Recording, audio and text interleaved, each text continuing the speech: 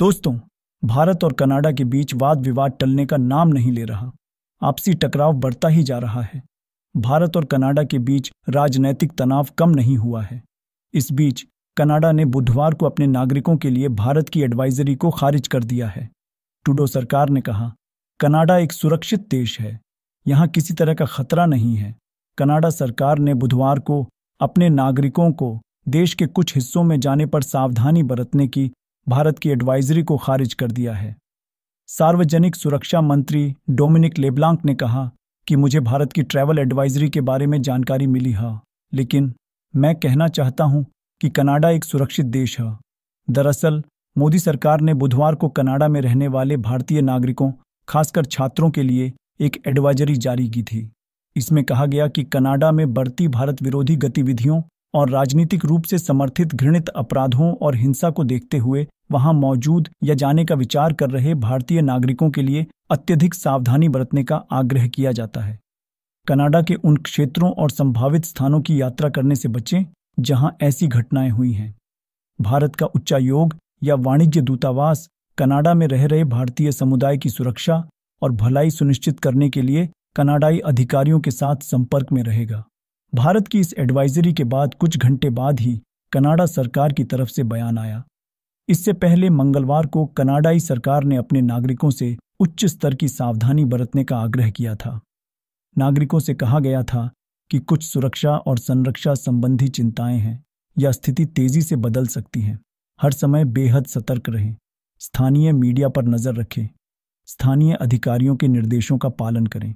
सलाह में भारत में रहने वाले नागरिकों को सुझाव दिया गया कि अगर ऐसा करना सुरक्षित है तो देश छोड़ने के बारे में सोचें। इससे पहले खालिस्तानी समर्थक आतंकी गुरपतवंत पन्नू ने एक वीडियो जारी कर सनसनी फैलाई थी। उसने कनाडा में रहने वाले भारतीयों को धमकी दी और वहां रहने वाले हिंदुओं से कनाडा छोड़ने को कहा। वीडियो में पन्नू ने कहा, जो लोग न सिर्फ भारत का समर्थन करते हैं बल्कि खालिस्तान समर्थक सिखों के भाषण और अभिव्यक्ति के दमन का भी समर्थन कर रहे हैं, उन्हें तुरंत कनाडा छोड़ देना चाहिए। आतंकी पन्नू की धमकी के बाद भारतीय विदेश मंत्रालय की तरफ से एक एडवाइजरी जारी की गई। इससे पहले कनाडाई सलाहकार ने संघीय क्षेत्र का जिक्र करते हुए नागरिकों से अपील की थी। उन्होंने अप्रत्याशित घटनाक्रम के बाद भारत में केंद्र शासित प्रदेश जम्मू और कश्मीर की सभी यात्रा से बचने की अपील की थी। कनाडाई सलाहकार ने कहा था, जहां अलगाववादी 1989 से भारतीय शासन से लड़ रहे हैं, हालांकि हाल के वर्षों में आतंकवादी हिंसा में उल्लेखनीय कमी आई है, वहां आतंकवाद, उग्रवाद, नागरिक अशांति और अपहरण का खतरा है। दोनों देशों के बीच कूटनीतिक टकराव मंगलवार को तब शुरू हुआ जब कनाडा के प्रधानमंत्री जस्टिन ट्रूडो ने आरोप लगाया कि कनाडाई सुरक्षा एजेंसियों के पास विश्वसनीय सबूत हैं कि जून में सरे में खालिस्तानी आतंकवादी हरदीप सिंह निजार की हत्या में भारत सरकार के एजेंटों की संभावित संलिप्तता थी। हालांकि भारत ने आरोपों का खंडन किया है और उन्हें बेतुका और प्रेरित बताया है। वहीं बुधवार को एक प्राइवेट एंटरटेनमेंट कंपनी बुक माई शो ने कनाडाई गायक शुभनीत सिंह का भारत द्वारा रद्द करने की घोषणा की। इधर शॉर्ट वीडियो प्लेटफॉर्म MOJ ने अपने प्लेटफॉर्म से कनाडाई गायक और खालिस्तान समर्थक शुभ के गाने हटा दिए हैं। कंपनी ने बयान में कहा, MOJ एक गौरवान्वित भारतीय ब्रांड है जो एक जीवंत रचनाकार समुदाय को बढ़ावा देने के लिए गहराई से प्रतिबद्ध है। हमारे मूल्यों के अनुरूप विभाजनकारी कंटेंट का प्रचार करने वाले किसी भी कलाकार के लिए हमारे मंच पर कोई जगह नहीं है। इसे ध्यान में रखते हुए हमने अपनी इन-ऐप म्यूजिक लाइब्रेरी से कलाकार शुभ के गाने हटा दिए हैं। हम अपने समुदाय को खुशी के पल प्रदान करने के लिए समर्पित हैं, जो हमारी दुनिया को दर्शाते हैं।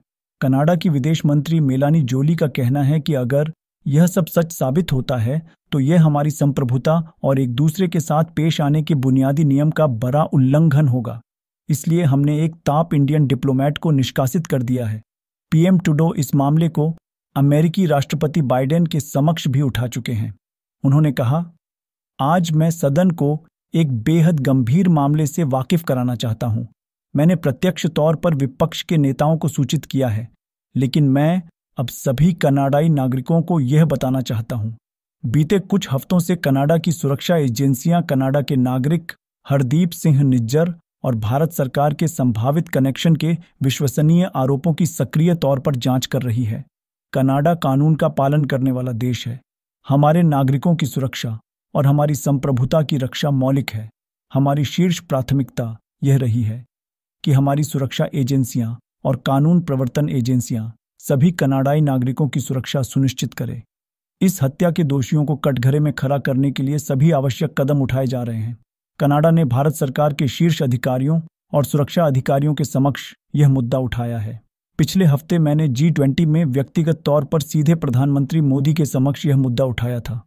किसी भी कनाडाई नागरिक की हमारी ही सरजमी पर हत्या में किसी विदेशी सरकार की संलिप्तता हमारी संप्रभुता का उल्लंघन है।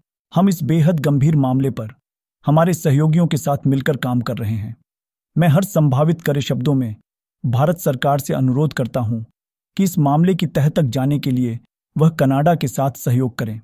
मैं जानता हूं कि कई कनाडाई नागरिक, विशेष रूप से भारतीय मूल के कनाडाई समुदाय के लोग गुस्से में हैं और शायद फिलहाल डरे हुए हैं। इस तरह की घटनाओं से हमें बदलने को मजबूर मत कीजिए। हमारे लोकतांत्रिक सिद्धांतों और कानून का पालन करने की हमारी प्रतिबद्धता को लेकर हमें शांत और दृढ़ रहने दीजिए। यही हमारी पहचान है और कनाडाई होने के नाते हम यही करते हैं।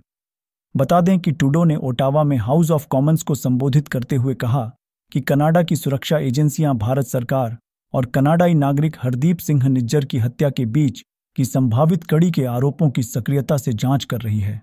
आपको यह जानकारी कैसी लगी? कृपया कमेंट कर बताएं। वीडियो अच्छी लगी हो तो लाइक करें और चैनल को सब्सक्राइब करना न भूलें। मिलते हैं अगली वीडियो में नए टॉपिक के साथ।